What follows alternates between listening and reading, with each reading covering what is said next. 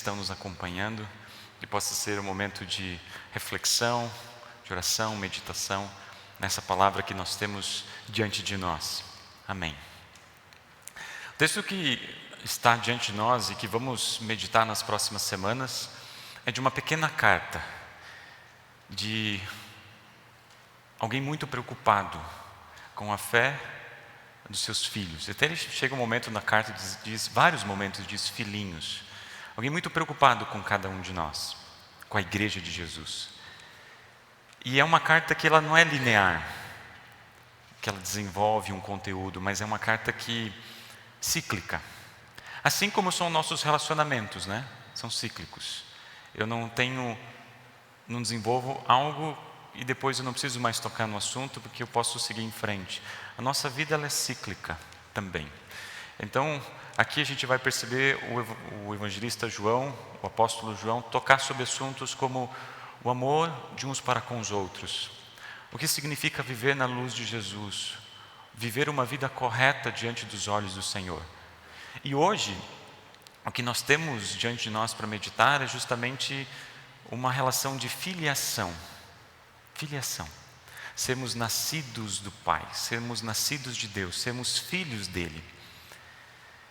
E eu nunca tinha pensado sobre isso, a importância de uma pequena palavra.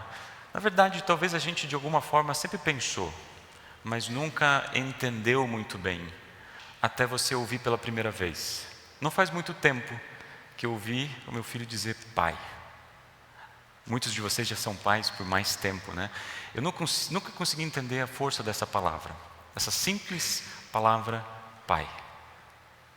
Como é bom a gente saber o nome das pessoas e a gente se esforça como comunidade de buscar conhecer o nome de cada um de vocês, porque o nome é algo tão importante, a sua identidade é tão forte, porque nos conecta, cria relacionamentos, né, cria uma vivência.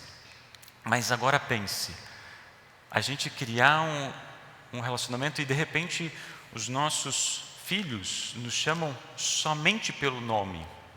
Vocês conseguem imaginar isso? É muito difícil, né? Às vezes isso pode acontecer na brincadeira, às vezes pode acontecer chamando atenção, mas quando é algo extremamente importante, os nossos filhos nos chamam de pai e mãe. E até a gente fica perguntando, né, se os nossos filhos nunca falassem o nosso nome, eu acho que estaria tudo bem. A gente não ficaria nem um pouco chateado. O que é ser filho? Olha só o que o texto, se vocês quiserem abrir o texto de 1 João, sempre é bom porque a gente vai voltar a fazer referências. Quem tem a Bíblia aqui da nossa congregação, na página 1353. Olha só o primeiro versículo. A maneira como o apóstolo, de forma muito carinhosa, fala com a igreja. Vejam como é grande o amor do Pai por nós. Versículo 1. O seu amor é tão grande que somos chamados de filhos de Deus. E somos, de fato, seus filhos. Quando vocês leem isso, o que vem na mente de vocês? Qual o sentimento que surge no coração de vocês? Qual a sensação do próprio Deus dizer para vocês, vocês são meus filhos? Não sei se vocês param para pensar sobre isso quando no culto, quando a gente faz isso, ou quando vocês fazem isso, como diz o Salmo 4, lá no íntimo do nosso quarto, onde ninguém está vendo, a não ser o nosso relacionamento com Deus. De repente a gente começa uma oração dizendo meu Pai, ou Pai Nosso, porque é sempre algo em comunidade também, né? Pai Nosso que estás no céu. Que profundo não é isso? Saber que nós somos filhos de Deus. Então sempre quando aparece essa ideia de filiação, de pais e filhos, em nosso relacionamento com Deus, a gente precisa olhar com muita atenção, porque não é pouca coisa. Não é pouca coisa. Eu comecei falando dessa mensagem, o sentimento de ouvir a palavra pai. Mas pensem, que talvez nem todos aqui sejam pais ou mães, mas eu tenho certeza que todos nós somos filhos. Isso eu tenho certeza. Todos vocês são filhos. E quando a gente olha para esse texto, tem algumas generalizações que a gente pode fazer. E vocês, eu acho que vão concordar comigo. O que é ser filho? Agora tente se colocar não na posição de pai. Pense em você como filho. O que é ser filho? É explorar. A gente pode fazer umas generalizações, né? Ser filho é explorar. É descobrir. Descobrir várias coisas. Gostos, texturas, limites. Descobrir carinho, atenção, cuidado. É descobrir alegrias, tristezas, frustrações, problemas, dificuldades. Mas ao mesmo tempo, ser filho é ter aquela imagem daquele pai, daquela mãe de braços abertos, que quando se experimenta alguma coisa que faz ela se sentir insegura, o que um filho faz? Corre aos braços dos seus pais. Por isso que ser filho também é ser cuidado, é ser amado, é ser acolhido, é ser protegido. Só que é interessante que a gente cresce. Talvez todas essas referências estavam muito vinculadas a crianças menores, né? Mas a gente fica adulto. A gente, de uma certa forma, fica um pouco mais independente dos nossos pais. Mas a gente nunca deixa de ser filho. Porque ser filho é retribuir. Tudo aquilo que a gente recebeu, imagine, é retribuir. É colocar o quarto mandamento em ação. É honrar pai e mãe em todos os momentos. É estar presente quando possível, junto com os nossos pais. É continuar acolhendo, amando, é continuar ouvindo. Independente se eu tenho 10 anos, 15, 50, enquanto os nossos pais estão aqui conosco, um dos nossos compromissos como filho é nunca deixar de ouvir. Porque a gente é filho, independente da idade que a gente tenha. A gente consegue entender isso, o que é ser pai, e a gente consegue entender o que é ser filho. Agora, eu quero que a gente reflita, dê um passo além. O que é ser um filho de Deus? O que é ser uma filha de Deus? Quando a gente olha para essa imagem que Deus constrói, que Deus coloca aqui para nós, nesse texto e em muitos outros textos, a gente precisa ficar maravilhado, assim como João ficou maravilhado. Por quê? Porque a nossa natureza, nós não nascemos como filhos de Deus. Sim, nós somos criados por Deus, nós somos criaturas de Deus, mas nós não nascemos filhos de Deus. Nós nascemos em pecado, porque em pecado nós somos concebidos. Nós nascemos afastados de Deus, nós nascemos inimigos de Deus, ou nós nascemos mortos para Deus. E é esse ponto que muitas vezes a gente precisa ser lembrado. O que a palavra de Deus nos diz é que é Deus que vem ao nosso encontro e vem e nos transforma e nos insere na sua família. Deus não precisava ter feito isso para nos salvar. Deus não precisava ter nos colocado na sua família para nos salvar. Ele poderia simplesmente ter nos salvo. Mas Ele dá um passo a mais. Ele quer que a gente seja, ou sinta, ou viva como filho dEle.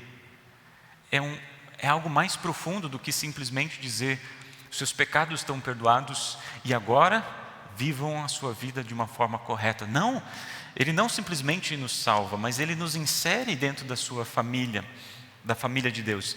E a gente percebe a maneira como Ele nos insere por meio lá do texto de João, capítulo 3. Percebam que é a mesma pessoa que escreve isso. Lá um velho, uma pessoa idosa, vai até Jesus e pergunta: como é que eu posso fazer parte da tua família? Como é que eu posso fazer parte do seu reino? E Jesus dá uma resposta dura para aquela pessoa, quase impossível: nasça de novo. Nasça de novo, que daí você vai conseguir ser parte da minha família. Daí eu falei, mas como? Isso é impossível. Será que eu preciso voltar para a barriga da minha mãe? Não. Você nasce de novo pela água, pelo Espírito. Você tem um novo nascimento, por meio da pregação da palavra, por meio do batismo, por meio dos meios da graça. Eu te insiro dentro da minha família.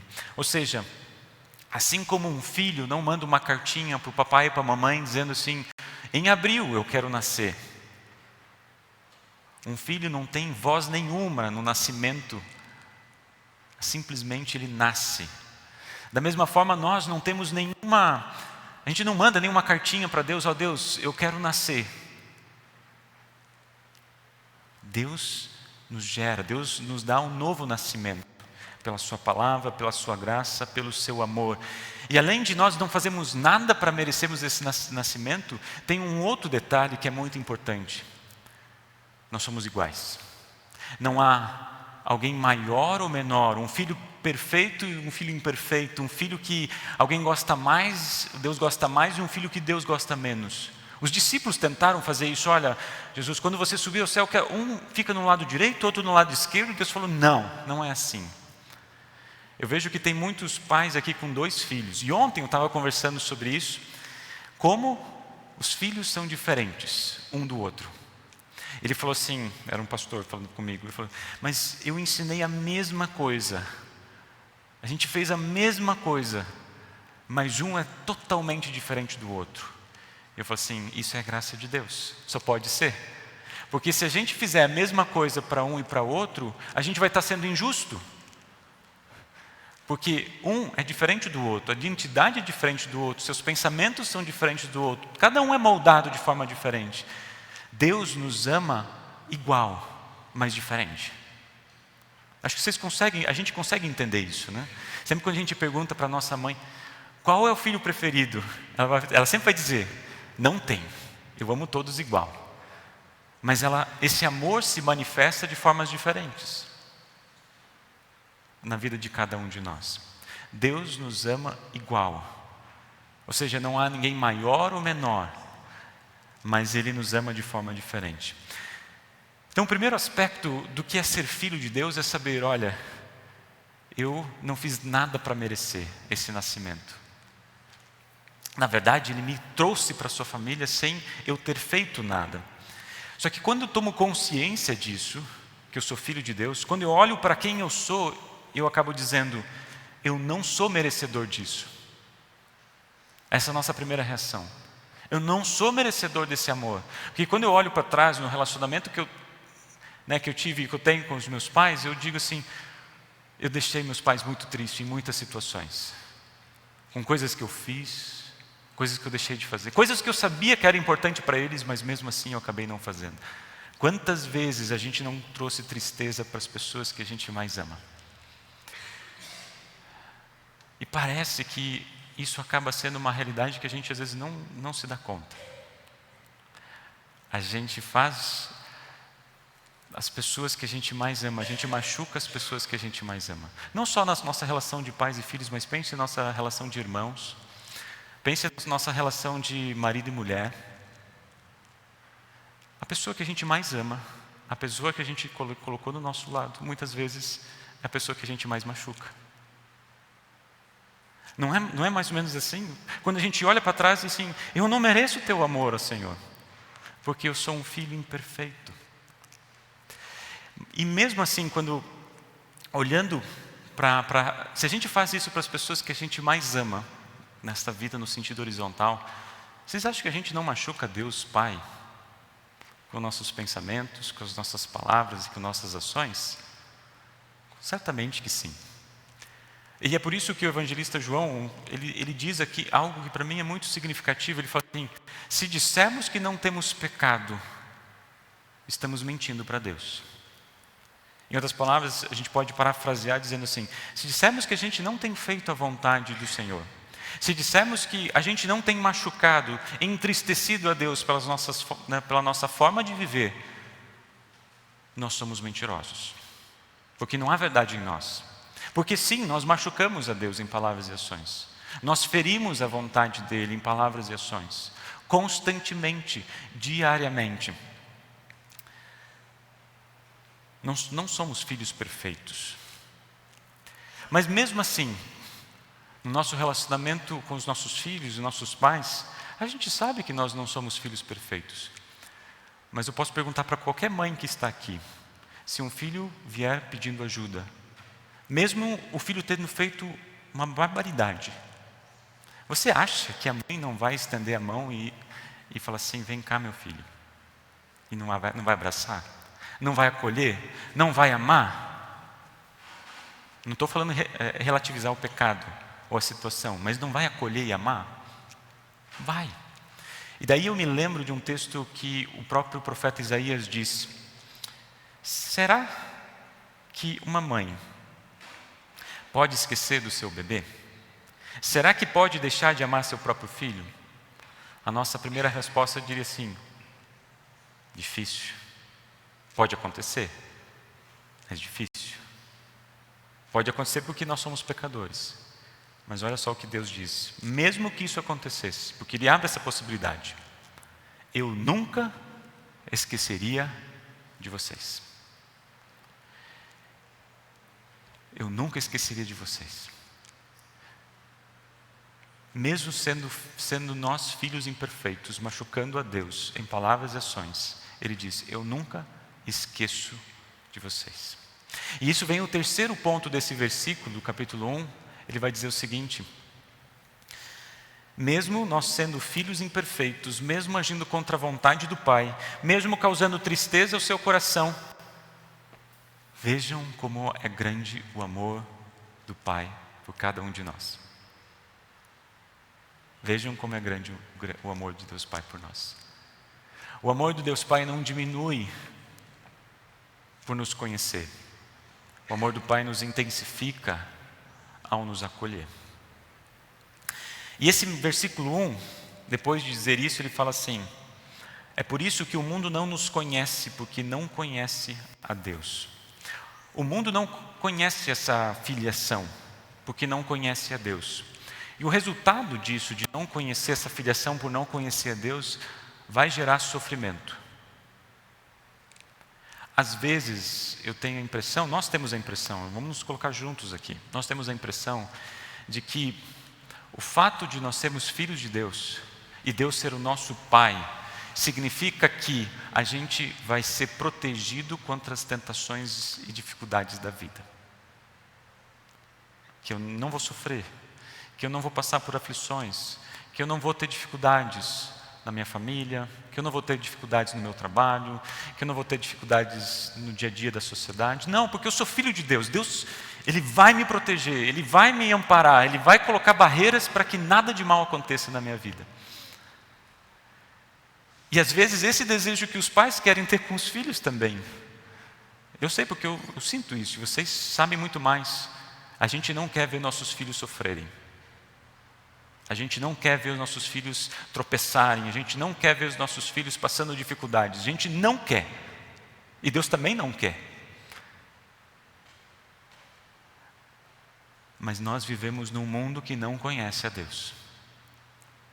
Nós vivemos num mundo onde a tentação ela é presente todos os dias. Olha só o que o apóstolo Paulo nos fala quando reflete sobre isso. Se você tem a sua Bíblia aberta, eu vou fazer algumas menções, até para que a gente vá refletindo um pouco sobre isso. 2 Coríntios, lá no capítulo 6, 2 Coríntios capítulo 6, a partir do versículo 7, lá na página 1279, quem quiser acompanhar, versículo 7. Aqui ele reflete a realidade do que significa ser filho de Deus vivendo num mundo de muita tribulação e dificuldade. Na segunda parte do versículo 7. Por vivemos em obediência à vontade de Deus. Em outras palavras, o que significa viver na obediência da palavra de Deus? É viver segundo a vontade de Deus, nosso Pai. Temos as armas que usamos tanto para atacar como também para defender. Que imagem está trazendo aqui? Está sendo colocada ali também. Que imagem nós temos aqui? a imagem de Efésios 6, onde nós temos a armadura de Deus. E da armadura de Deus, somente uma ataca. O resto tudo é defesa. Todas as outras são utensílios de defesa. A única que pode atacar é por meio da palavra. Ou em outras palavras, é por meio do Evangelho. A única forma que a gente pode atacar é defendendo a nossa fé, ou a razão da nossa fé. Foi assim que Pedro nos ensina, é assim que Jesus ele nos orienta, quando ele foi tentado pelo diabo, não só de pão viverá o homem, mas segundo a palavra de Deus. Então a única forma que a gente tem de viver diante dessa realidade das tentações, nos defender e nos atacar, é só pelo Evangelho, nada mais. E a gente continua aqui no versículo 8, olha só a realidade de ser filho de Deus num mundo em que não conhece a Deus. Somos elogiados e caluniados. Alguns nos insultam, outros falam bem de nós. A gente não vai ter aprovação de todos. Alguns não conhecem a Deus e por isso vão nos insultar, não vão falar bem de nós. Somos tratados como mentirosos, mas falamos a verdade. Somos tratados como desconhecidos, embora sejamos bem conhecidos de todos. Somos tratados como se estivéssemos mortos, ou seja, que não temos nenhuma relevância, mas como vocês estão vendo, continuamos vivos. Temos sido castigados, mas não fomos mortos. Às vezes ficamos tristes, outras vezes ficamos alegres. Parecemos pobres, mas enriquecemos muitas pessoas. Parece que não temos nada, mas na verdade possuímos tudo. Os próprios apóstolos, refletindo sobre o que significa ser filho de Deus, diz que dificuldades existem. Algumas vezes estamos tristes, outras felizes. Algumas pessoas nos insultam, outras nos elogiam. Enriquecemos as pessoas, mesmo elas achando que a gente não tem nada a oferecer. E o final, para mim, é muito interessante e muito forte. Parece que não temos nada, mas na verdade possuímos tudo. Essa é a vida que a gente tem hoje. Nós somos filhos de Deus, vivendo nessa angústia, nessa tensão. Nós somos filhos de Deus e tudo aquilo que significa ser filho de Deus, mas nós vivemos num mundo que não conhece a Deus. E isso significa que vai haver tensão, vai haver luta, vai haver dificuldade. Se você não tem dificuldade na vida, se você não tem angústia, se não tem aflição no seu relacionamento com filhos, no relacionamento familiar, marido, esposa, a luta em casa, a luta familiar, a luta fora.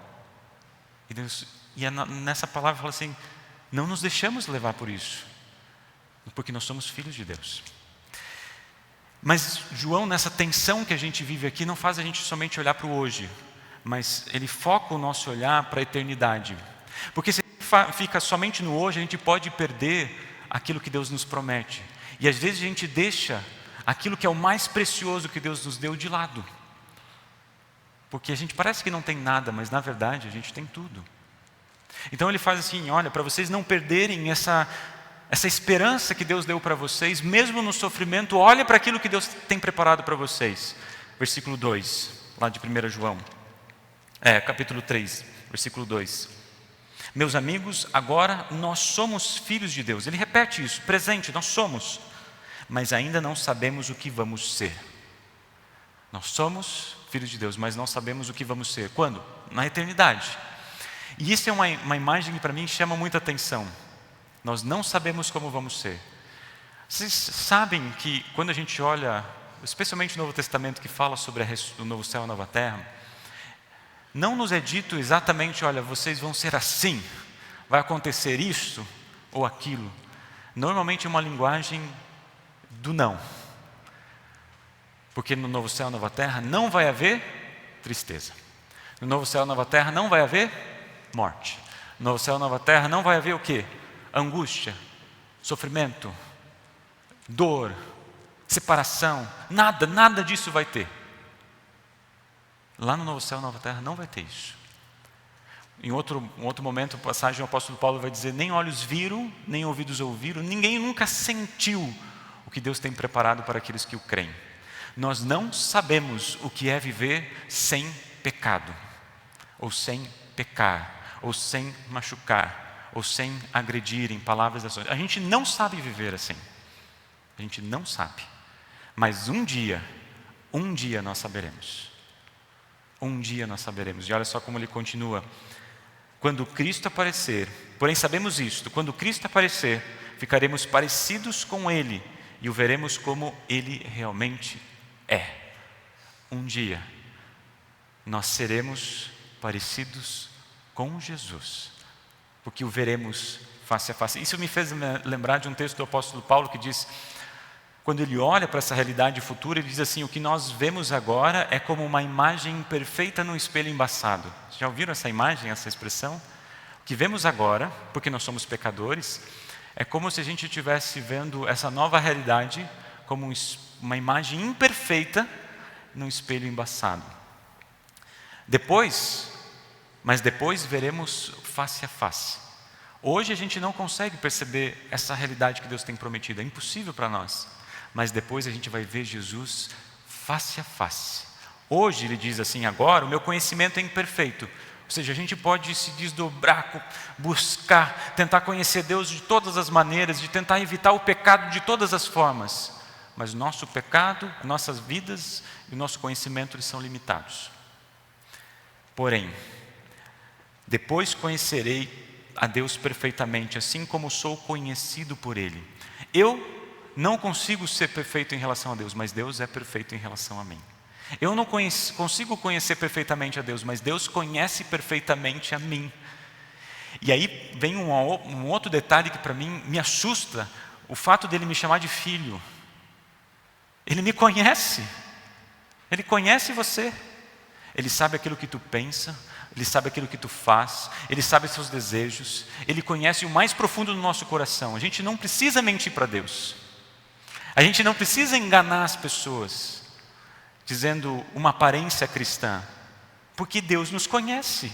Isso me assusta, mas também me consola, porque mesmo me conhecendo do jeito que eu sou, é um Deus que me ama, é um Deus que me acolhe, é um Deus que fala assim, eu sou teu pai, vocês são meus filhos. Versículo 3, para finalizar. E todo aquele que tem essa esperança em Cristo, purifica-se a si mesmo, assim como Cristo é puro. E todos aqueles que têm essa esperança, que esperança? Essa esperança que nós estamos unidos em Cristo, que toda essa esperança do novo céu e nova terra, de sermos parecidos com Jesus. E vou trazer apenas um aspecto de ser parecido com Jesus. Lá em 1 Colossenses capítulo 3, diz assim, vocês foram ressuscitados com Cristo, portanto ponham os seus interesses nas coisas que são do céu, onde Cristo está sentado ao lado direito de Deus. Pense nas coisas lá do alto e não das coisas que são aqui da terra. Porém vocês já morreram e a vida de vocês está escondida com Cristo, que está unido com vocês. Cristo é a verdadeira vida de vocês. E agora a parte que eu queria destacar. E quando Ele aparecer, vocês aparecerão com Ele e tomarão parte na sua glória. Um dos aspectos de sermos parecidos com Jesus é que nós seremos ressuscitados. Sim. E essa é uma mensagem que não está só aqui nesse texto de João, não está só ali na carta de Colossenses. Tinha um professor meu que dizia assim, olha, se você procurar na Bíblia e marcar todos os lugares que fala da ressurreição do corpo e da vida eterna, uma caneta é pouco, vai acabar a tinta. O que ele está querendo dizer com isso? Que essa promessa é tão real e tão firme para nossas vidas, que aquilo que Ele nos promete é tomar parte na sua glória. A gente não sabe o que é isso. A gente não tem a menor ideia do que Deus tem preparado para nós. Só que quando a gente percebe toda essa esperança que está colocada, e a gente confia isso em Cristo, não em nós, mas em Cristo, a gente começa a viver uma vida diferente aqui neste mundo. Não para buscar o merecimento do Pai, não para agradar o Pai, não para fazer a vontade do Pai no sentido de ganhar alguns pontos, mas em gratidão, em serviço ao próximo, em serviço aos nossos irmãos, e muitas vezes em amor para aqueles que ainda não são filhos de Deus. Foram criados por Deus, mas ainda não têm o novo nascimento, não nasceram de novo, e não têm a fé no seu coração. E nós conhecemos muitas pessoas na nossa vida que não têm o novo nascimento ainda, que não têm o Espírito de Deus em seus corações, vivendo uma vida transformada pela palavra. Ser parecido com Jesus, então nesse sentido não tem nada a ver com aquilo que a gente faz. Não tem nada a ver com aquilo que a gente se esforça ou busca. Ser parecido com Jesus tem tudo a ver com aquilo que a gente recebe. Como é que eu posso resplandecer a luz se a luz não vive em mim? Como é que eu posso viver de acordo com a vontade de Deus se o próprio Deus não estiver fazendo morada no meu coração? Por isso, essa esperança é em Cristo. E em Cristo eu vivo uma vida purificada, segundo a vontade do Pai. Ou seja, João está nos ensinando a viver uma vida em tensão. Somos de fato filhos de Deus. Somos sim, de fato e de verdade. Mesmo nós não merecendo isso, nós somos de fato. Só que a gente vive num mundo que não conhece a Deus. E esse Deus não simplesmente vai nos tirar do mundo para que a gente não sofra. Mas esse Deus, Ele vem ao mundo. Ele vem ao nosso encontro. Ele vem aonde nós estamos para carregar aquilo que nós, seus filhos, agora na fé, não tem condições de carregar. Para declarar a mim e a você que os seus pecados estão perdoados, mas acima de tudo, que vocês são filhos amados de Deus. E enquanto vivemos nessa tensão, Deus já nos prepara a olhar para aquilo que Ele tem nos dado, essa esperança eterna. E movidos por essa esperança, a gente vive uma vida não para buscar méritos, mas em gratidão. E até esse dia chegar, que a gente não sabe se vai ser hoje, se vai ser amanhã, se a gente vai ver nossos filhos crescerem, ou se a gente vai antes dos nossos filhos, se os nossos filhos vão antes de nós, a gente não sabe o dia de amanhã, não sabemos. Mas enquanto estivermos aqui, sabe uma certeza que nós temos? É o amor do Pai, por nós. Filhos imperfeitos, redimidos pelo sangue de Jesus, acolhidos na sua família, nos conhecendo perfeitamente, mesmo nós não o conhecendo da forma como Ele se revela. E assim a cada encontro, a cada domingo, o que nós vemos não é um Pai que pune, mas é um Pai que acolhe. Não é um Pai que manda embora, mas é um Pai que recebe em casa. E assim Ele vai fazer até o último dia. Até o dia onde Ele vai voltar. E todos aqueles que estiverem unidos com Cristo serão parecidos com Ele. Amém. Nos colocamos em pé.